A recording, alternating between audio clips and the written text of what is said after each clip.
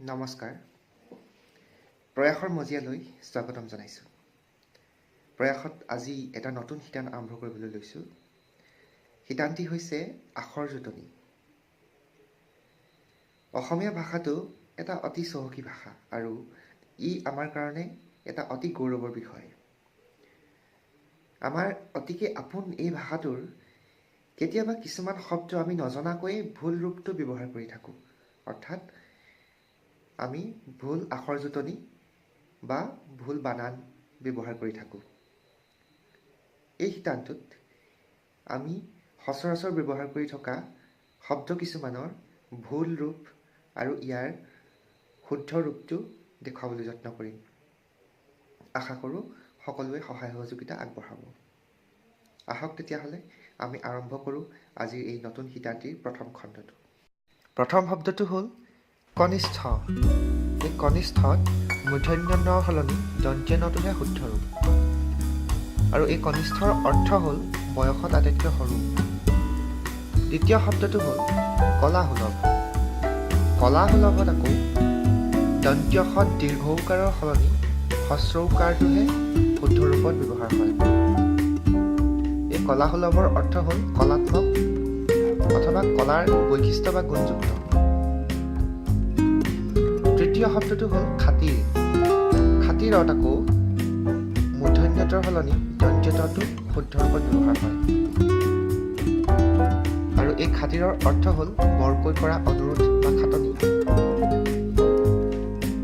চতুৰ্থ শব্দটো হ'ল গগনা গগনা কি আমি সকলোৱে জানো এবিধ বাঁহৰ বিশেষ বাদ্য আৰু এই বাদ্যবিধ অসমীয়া বিহুত নাচনীয়ে বজোৱা দেখা যায় এই গগনাত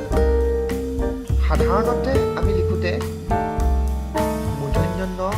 আকাৰ ব্যৱহাৰ কৰোঁ যিটো ভুল ইয়াৰ শুদ্ধ ৰূপটো হ'ল দন্ত্য ণ আকাৰ পঞ্চম শব্দটো হ'ল গোটাম যিটো আমি সাধাৰণতে গোটাম বুলি কওঁ আৰু লিখোঁতেও কেতিয়াবা আমি বুটাম লিখিলেও বত হস্ৰৌকাৰ দন্ত্য ত তাত আকাৰ ম লিখোঁ কিন্তু প্ৰকৃততে বত হস্ৰৌকাৰ মূৰ্ধন্যত হ'ব লাগে মূৰ্ধন্যত আকাৰ আৰু ম বুটাম মানে কি কোৱাৰ প্ৰয়োজন নিশ্চয় নাই আমি সকলোৱে জানো চোলা বা পেণ্ট পিন্ধা খোলা কৰাৰ সুবিধাৰ্থে লগোৱা এবিধ বিশেষ যতন ইয়াৰ পিছৰ শব্দটো হ'ল গৃহিণী গৃহিণী আমি প্ৰায় ব্যৱহাৰ কৰোঁ দন্ত্য ণ দীৰ্ঘইকাৰ কিন্তু প্ৰকৃততে শুদ্ধ ৰূপত মূৰ্ধন্য ণ দীৰ্ঘইকাৰ ব্যৱহাৰ হয় আৰু গৃহিণীৰ অৰ্থ আমি সকলোৱে জানো ঘৰৰ মূল দেউতাগৰাকী পিছৰ শব্দটো হ'ল গুপুত এই গুপুত শব্দটো শুদ্ধ ৰূপটোত পদ হস্ৰৌকাৰ ব্যৱহাৰ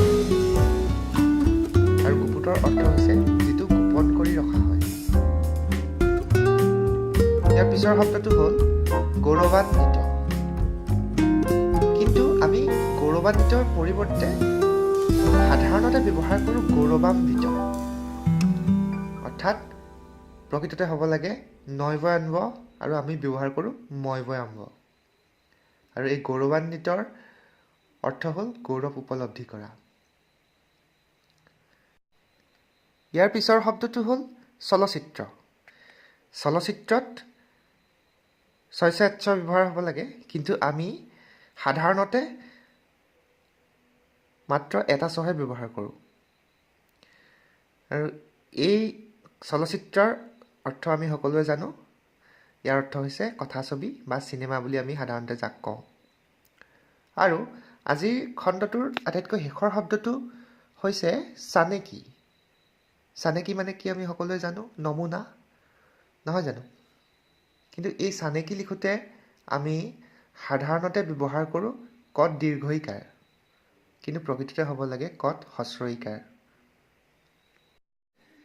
আমি এই শিতানৰ পৰৱৰ্তী খণ্ডত এনে আৰু কিছু শব্দৰ বিষয়ে জানিবলৈ চেষ্টা কৰিম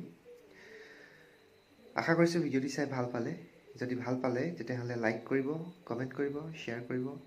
আৰু চেনেলটি ছাবস্ক্ৰাইব কৰিবলৈ নাপাহৰিব। ধন্যবাদ।